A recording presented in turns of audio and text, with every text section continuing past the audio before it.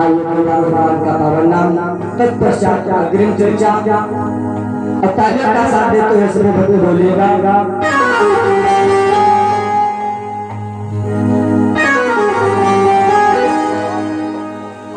पीछे तक आवाज आनी चाहिए जितने भक्त बैठे हैं। हाँ, ताली जरूर बजाइएगा।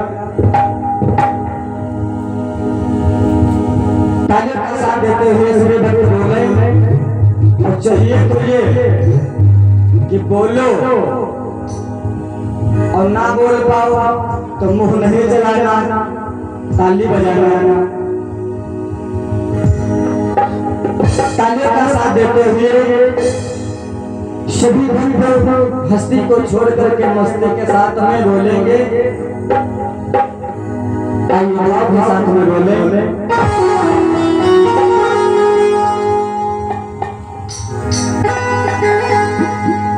दरबार में शेरा वाली के, दरबार में शेरा वाली के। रुक जाना भैया, अब हम बोलेंगे वो आप लोगों को दोबारा बोलना है। वही दादा लोग, दरबार में राधा रानी के दुख दर्द मिटाए जाते हैं। बोलो माता नहीं आवाज। चलिए बहुत बहुत धन्यवाद, लेकिन तालियों का साथ जरूर दीजिए। दरबार में शेरा वाली के दुख दर्द मिटाए जाते हैं। दरबार में शेरा वाली के दुख दर्द मिटाए जाते हैं। दरबार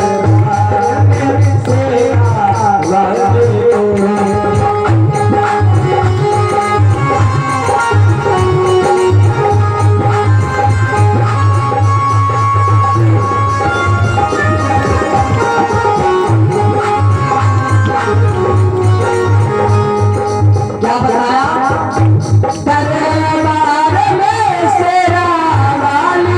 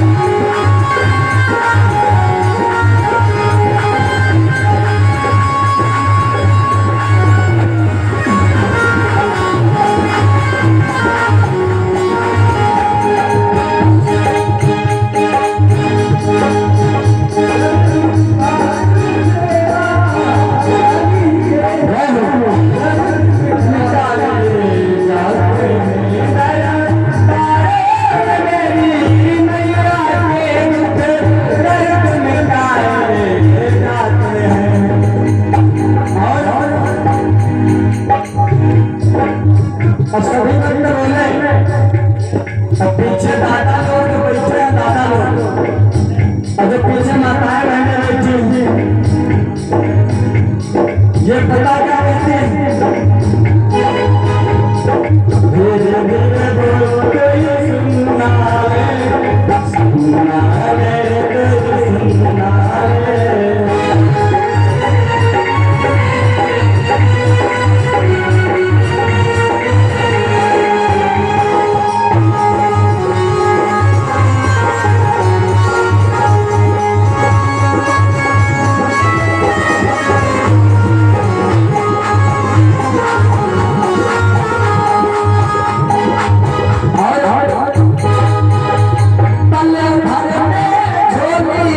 भरती है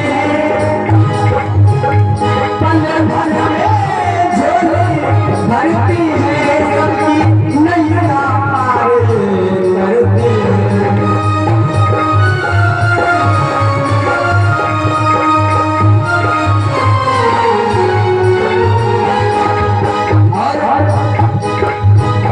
दरबार में मेरे मैया के दरबार में मेरे मैया के दुख दर्द मिटाए जाते हैं। दरबार में मेरे माता के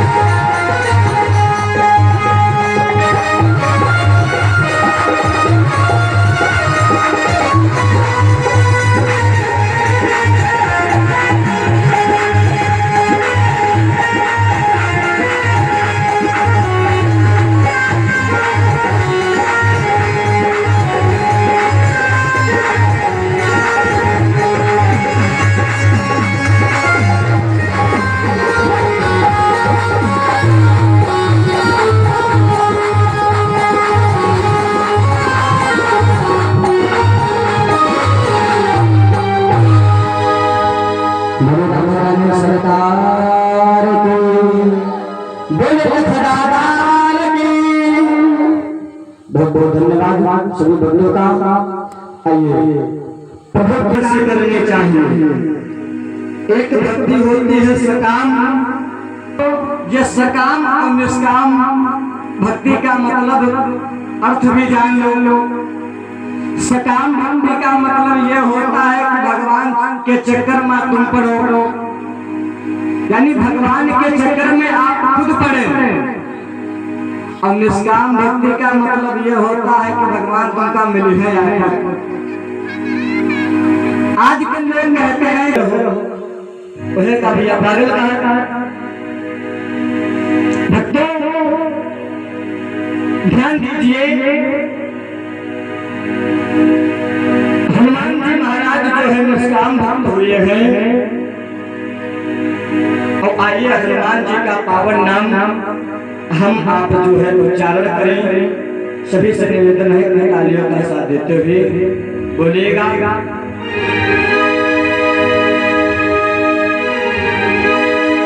भाव के साथ में बोले हनुमान जी महाराज की जय। आइए तालियों का साथ दें।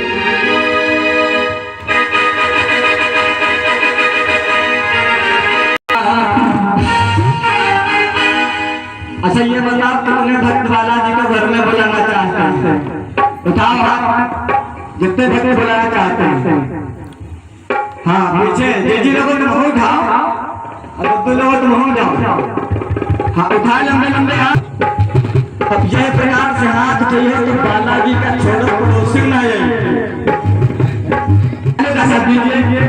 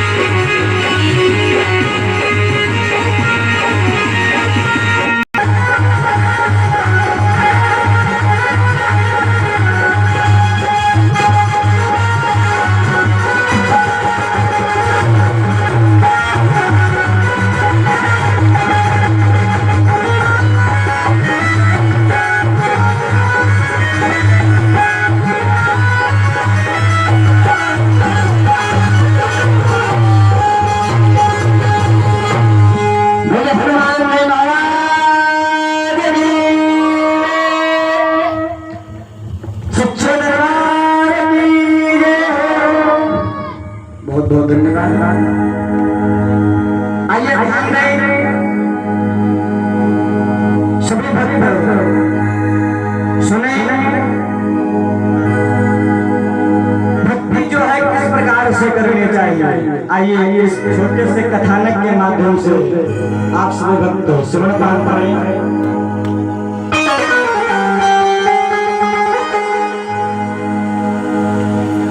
सज्जनों, जय और विजय को श्राप मिला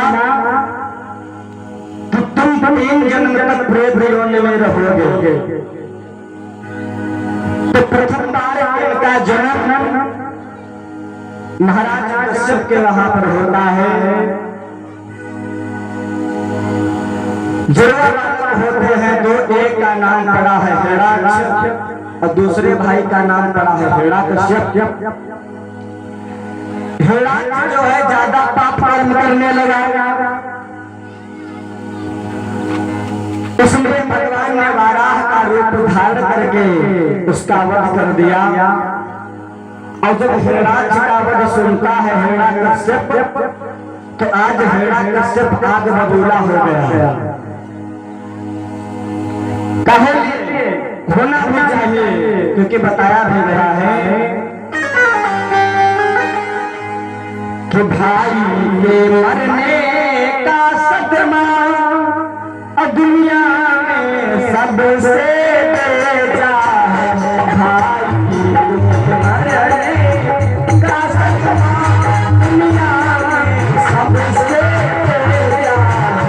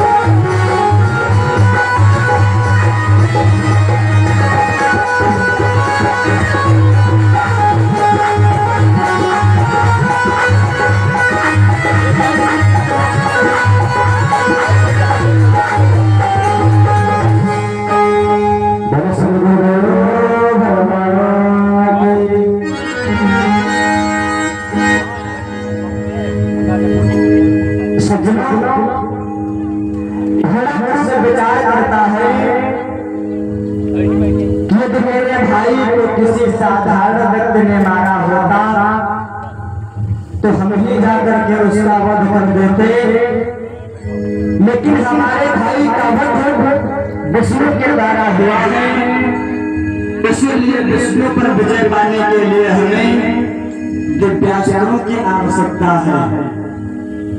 कुछ विद्वान कहते हैं कि हिरण्याकश्यप ने ब्रह्मा जी का ध्यान किया, लेकिन हिरण्याकश्यप जो है भोले बाबा का ध्यान करता है, क्योंकि भोले एक बात ध्यान रखना सभी भक्त, क्योंकि भोले बाबा सिर्फ ऐसे देवता हैं और बाकी तो देवता वरदान देने के पहले विचार करते हैं, और हमारे भोले बाबा वरदान देने के बाद में विचार करते हैं कि हमने किसको क्या वरदान दे दिया।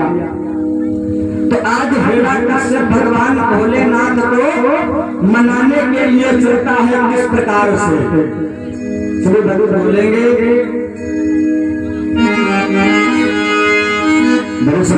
भगवान की आज किस प्रकार से चलता है हिरण्यकश्यप भोलेनाथ को मनाने के लिए कि दर्शन मुझे दिखा दर्शन मुझे दिखा दो डमरू बजाने वाले डमरू बजाने वाले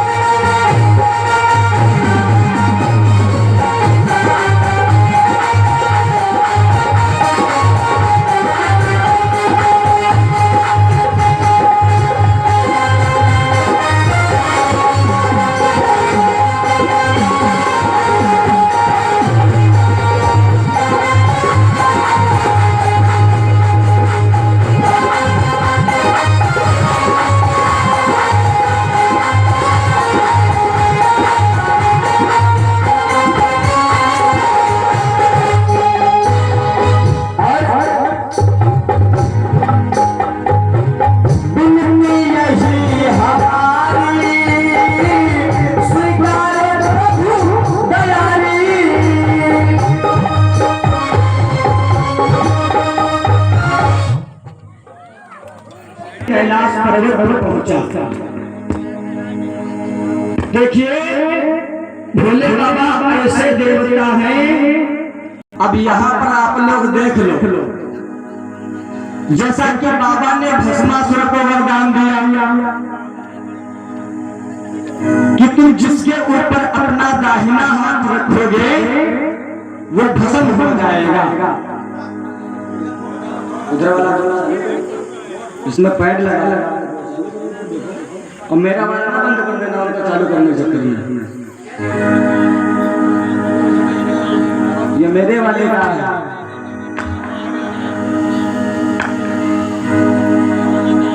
भगवान भोलेनाथ ने भस्मासुर को वरदान दिया कि तुम जिसके ऊपर अपना दाहिना हाथ रखोगे वो भस्म हो जाएगा।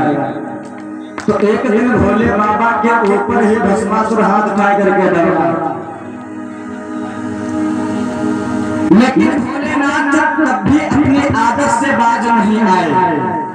और एक व्यक्ति और हुआ है जिसका नाम है बाड़ासुर, सोनितपुर का रहने वाला था। उसको भी बाबा ने वरदान दिया कि तुम्हारे 1000 हाथ हो जाए और उनमें 10,000 हाथियों का बल आ जाए। और एक दिन ये बाड़ासुर भोले बाबा से ही लड़ने के लिए आ गया। तो कहने का अभिप्राय यही है कि हिरण्यकश्यप जो है आज भोले बाबा को नाच नाच करके प्रसन्न कर रहा है। आखिर में भोलेनाथ प्रकट हुए और कहते हैं भक्तराज वरदान मांगो। तो हमारे हिसाब से देखिए भगवान से भैया बंद कर दिए, कहाँ लगा देखो अब चालू किया। श्रोता हम तो यही कहेंगे कि कभी भी भगवान से कुछ मत मांगो। यदि मांगना है तो डायरेक्ट भगवान को ही मांग लो। अब मानो भगवान से आप लोग कुछ मांगे,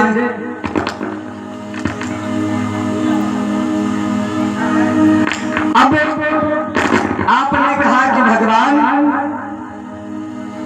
हम एक जो है ट्रैक्टर ले लेंगे। अब भगवान ने सुन ली, भाई ट्रैक्टर ले लिए। अब फिर दोबारा गए, अब एक ट्राली दे दो, कल्टीवेटर दे दो। तो कहने का मतलब यही है कि जब भी मांगो तो भगवान को मांग लो। और भगवान को मांग लोगे तो सब तुम्हारा, और भगवान से मांगोगे तो फिर मामला बेकार है।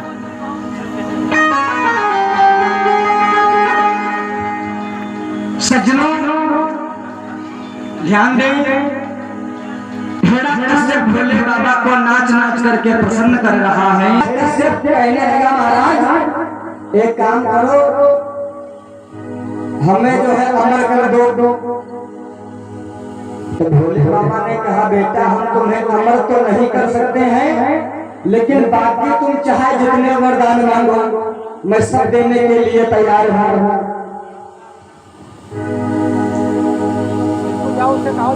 हिरण्यकश्यप ने कहा महाराज यदि आपको एक वरदान देना है तो यह वरदान दे दो कि हम अमर हो जाएं, और अन्यथा हम जितने वरदान मांगते थे उनका देखते रही। तो भोले बाबा ने कहा ठीक है, अमरता का वरदान छोड़ करके बाकी जो मांगोगे सब मिलेगा। देखो हिरण्यकश्यप क्या मांग रहा है, विचार किया कि यदि डायरेक्ट नहीं वरदान मिल सकता है अमरता का तो हम जो है घुमा फिरा करके मांगेंगे, और वरदान ऐसा मांगेंगे जिससे हमारी मृत्यु ना हो, हम मरे ना। और मरना कोई नहीं चाहता, मरना को चाहता कोई नहीं चाहता है। हालांकि बूढ़े लोग जो है बच्चा लोगों से परेशान हो करके कह तो देते हैं कि भगवान हम जल्दी बुला लो, लेकिन जब तबीयत गड़बड़ होती तो फिर यही कहते हैं कि डॉक्टर साहब अब की बार बचा लो, कहता अगर मुंडन निपट जाए तब जो कुछ होश हो रखा दे, लेकिन भगवान अब की बार बचा लो। कायदे से भगवान तभी आ जाते हैं जब कोई मुसीबत पड़ती है।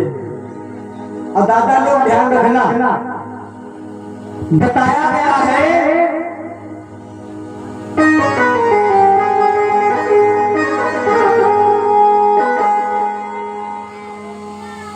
सुर नर मुनि सदा किया हरे, सुर नर मुनि सदा किया हरे।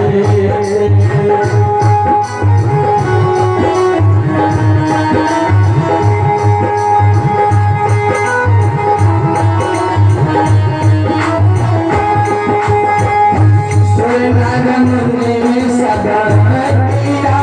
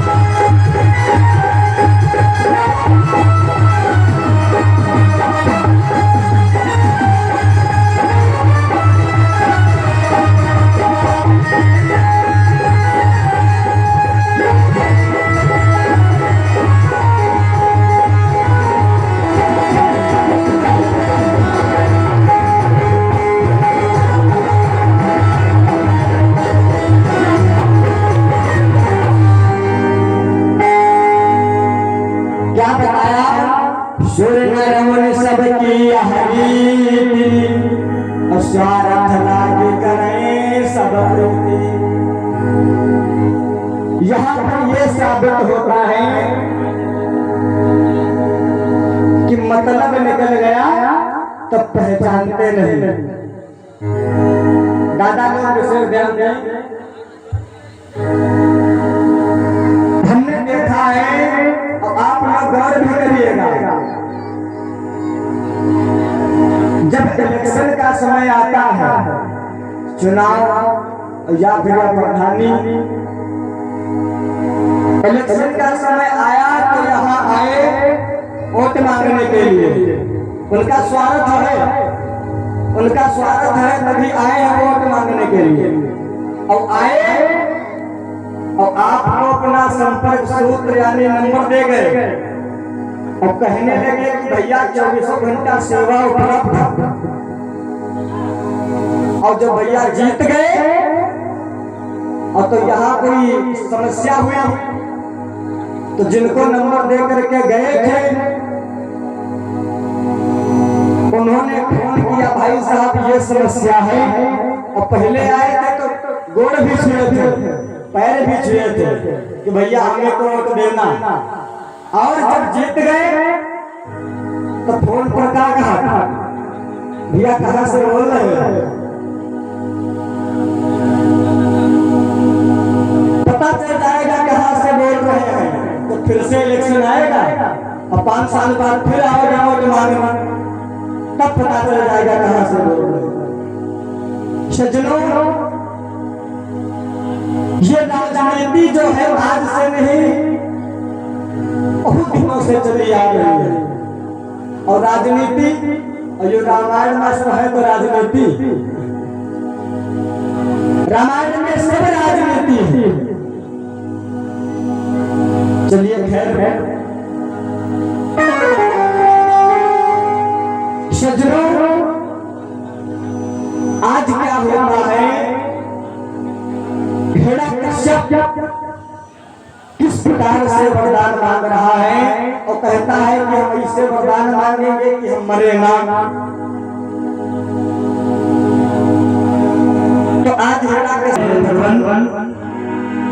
मुझे अधिक नहीं ना दे तू पर ना मरूंगा ना मरूंगा तुझे अधिक नहीं ना दे तू पर ना मरूं नीचे ना मरूं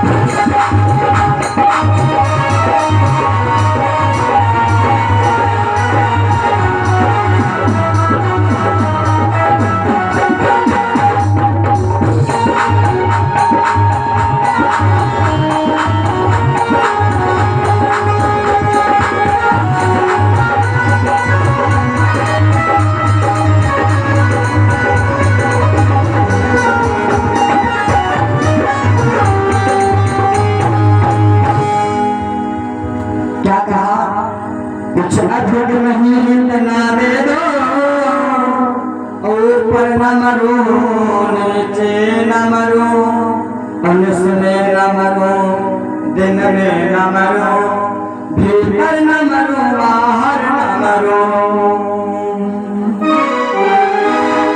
और बाबा और सुनो नर से न मरो पशु से न मरो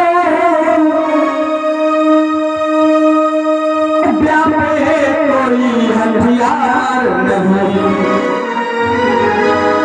और दुनिया में हमें भोगने को रह जाए कोई द्वार नहीं। कश्यप ने क्या मांगा कि ना दिन में मरे ना ही रात ना मरे और ना ऊपर मरे ना नीचे मरे ना कोई तलवार से मरे और ना ही किसी इंसान से मरे और ना ही किसी जानवर से मरे। बोले बाबा बोले बेटा एवं मस्त और मांगो। हिरण्यकश्यप ने विचार किया कि इतने वरदान दे चुके हैं भोलेनाथ और डायरेक्ट यमुना के पानी पी जाओ बेटा अमर हो जाओ। अब बाकी जो मांग रहा हूँ सब देने के लिए तैयार